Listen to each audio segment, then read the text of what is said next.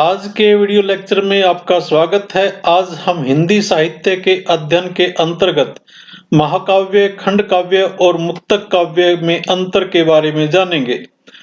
तो आइए वीडियो शुरू करते हैं। और वीडियो शुरू करने से पहले एक निवेदन, अगर अभी तक आपने चैनल सब्सक्राइब नहीं किया तो इसको सब्सक्राइब कर लें।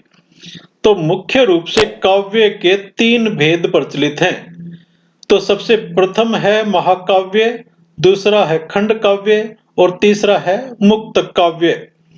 तो महाकाव्य और खंड काव्य यानी ये दोनों जो महाकाव्य हैं, एक महाकाव्य और दूसरा खंड काव्य, इन दोनों के अंदर कथा वस्तु का होना जरूरी है। यानी किसी कहानी कथा के इर्द गिर्द इनकी रचना की जाती है, इसलिए इन दोनों को प्रबंध काव्य भी कहा जाता है। यानी महाकाव्य को और खंड काव्य को प्रबंध काव्य भी कहा जाता है।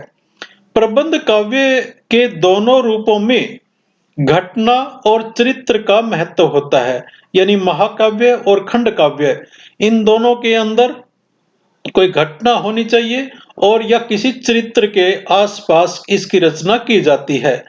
घटना और चरित्रों के संबंध में भावों की योजना प्रबंध काव्य में अनिवार्य है।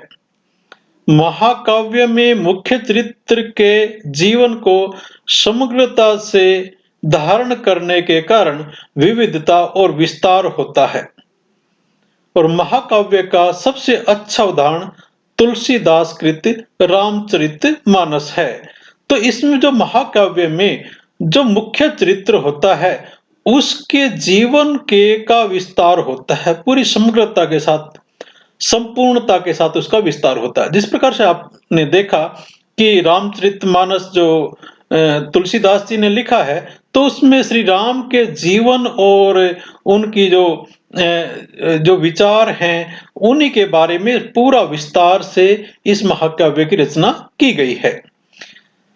अगर हम खंड काव्य की बात करें तो इसमें मुख्य चरित्र की किसी एक प्रमुख विशेषता या उसके जीवन की घटना का चित्रण होने के कारण अधिक विविधता और विस्तार नहीं होता।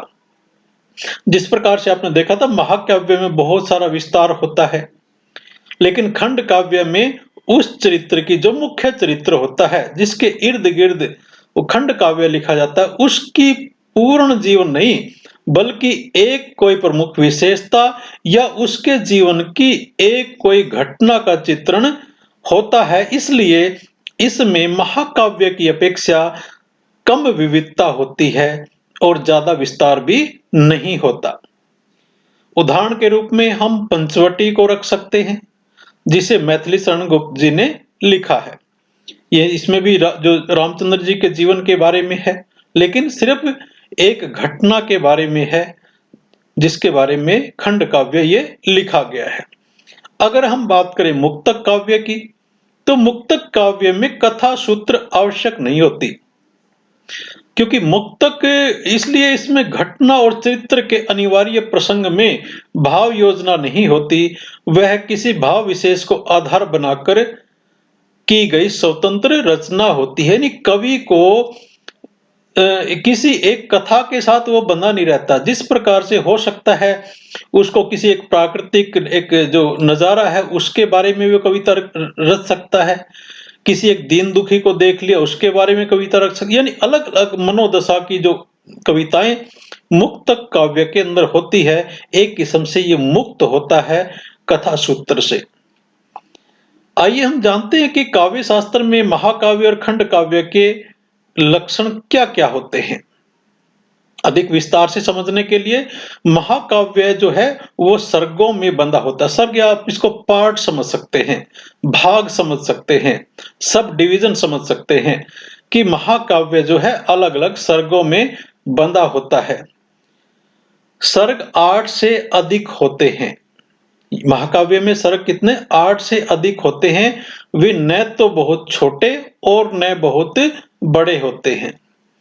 हर सर्ग में एक ही छंद होता है। ये बहुत इंपॉर्टेंट है कि जो हर एक सर्ग होता है, यानी जो 8 सर्ग होते हैं, तो हर सर्ग के अंदर एक छंद होता है जिसमें कविता की रचना की जाती है।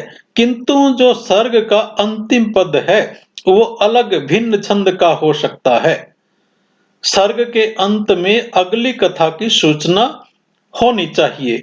यानी जब एक सर्ग खत्म होने वाला होता है तो उसके अंतिम पद के अंदर छंद भी परिवर्तन हो सकता है और उसके अंदर जो आने वाली जो घटना है उसके बारे में, अगले सर्ग के बारे में पूर्व सूचना होनी चाहिए। और जो उसका जो नायक होता है वो देवता या उच्च कोटि का, उच्च कुल का क्षत्रिय इसका नायक होता है। महाकाव्य जो है उसका जो नायक होता है वो देवता या उच्च कुल का क्षत्रिय होता है। और इसके अलावा इसके अंदर श्रृंगार, वीर, शांत रस में से कोई एक रस अंगी होता है और अन्य रस गौण होते हैं। इसका तात्पर्य यह है कि इनमें से श्रृंगार रस, वीर रस या शांत रस, इन तीनों में से कोई एक रस प्रधान होता है और अन्य रस गौण होते हैं। नाटक की सभी संधियां रहती हैं। दृश्य योजना होती है जिस प्रकार से नाटक के अंदर कि एक दृश्य के बाद किस प्रकार से कथा आगे बढ़ेगी, वो सभी नाटक संधियां यहाँ भी रहती हैं। कथा ऐतिहासिक या लोक प्रसिद्ध हो सकती है, या तो इतिहास में उस कथा का स्थान हो या लोकमानस के जो जीवन में रची बसी हो। इसके अलावा धर्म, अर्थ, काम, मोक्ष में से कोई उसका एक फल होता है। खलों और सज्जनों का गुण वर्णन भी होता है। तो यहाँ पर जिस प्रकार से आप फिल्मों में देखते हैं कि हीरो और विलेन रहता है, तो यहाँ पर भी जो सज्जन व्यक्ति होते हैं और खल यानी दुष्ट, तो इनमें दोनों में द्वंद्व होता है और तभी उनका गुण वर्णन भी होता है। इसमें संध्या पूर्व, चंद्रमा, रात्रि, दिन, मृग और पर्वत, ऋतु, वन, समुद्र, संयोग, वियोग, स्वर्ग, नरक, नगर, यज्ञ, संग्राम, यात्रा, विवाह आदि का सांगोपांग वर्णन होता है। तो इसका मतलब यह है कि जीवन के हर पक्ष का उसके अंदर वर्णन होना चाहिए। महाकाव्य की हम बात कर रहे हैं। लेकिन जब हम खंड काव्य के बारे में कहते हैं कि वह एक देशानुसारी होता है। देशानुसारी का मतलब यहाँ देश का अर्थ भाग या एक अंश होता है। जिस प्रकार मैंने आपको ऊपर बताया कि उसके जीवन, नायक के जीवन की किसी एक घटना या उसके किसी एक गुण के बारे में ये होता है। खंड काव्य में भी सर्ग होते हैं, अलग अलग पार्ट होते हैं। हर सर्ग में छंद का बंधन इसमें भी होता है, यानी पूरा जो सर्ग है वो एक ही छंद में लिखा जाना चाहिए, इसलिए छंद परिवर्तन जरूरी नहीं है। और प्रकृति वर्णन आदि हो सकता है लेकिन वह भी आवश्यक नहीं है। लेकिन आखिर में बताना चाहेंगे कि जो महाकाव्य है और खंड काव्य के जो लक्षण बताए गए हैं उनमें एक शर्त का पालन होना बहुत जरूरी है, और वो शर्त है कि जितने भी तत्व ऊपर बताए गए हैं उनका अविच्छिन्न या सुसंगत संबंध में होना, और इसी का नाम प्रबंध है। इसलिए इनको प्रबंध काव्य कहा जाता है। यानी जितनी भी इनकी योग्यताएं हैं और जितनी भी शर्तें हैं उनका बड़ा कड़ाई से पालन होता है, इसलिए इसको प्रबंध काव्य, महाकाव्य और खंड काव्य को प्रबंध काव्य कहा जाता है।